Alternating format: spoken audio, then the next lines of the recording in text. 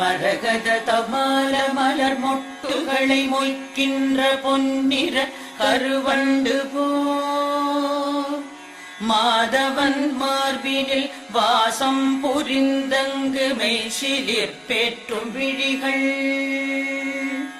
மரகத தபால மலர் மொட்டுகளை மொய்க்கின்ற பொன்னிற கருவண்டு போல் மாதவன் மார்பினில் வாசம் புரிந்தங்கு மெய்சிலிற் பேற்றும் விழிகள்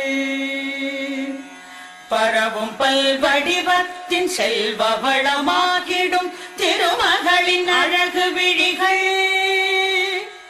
பறிவோடு அந்த இரு விழிகளின் கடை நோக்கு மங்களம் எனக் கருள்கவே.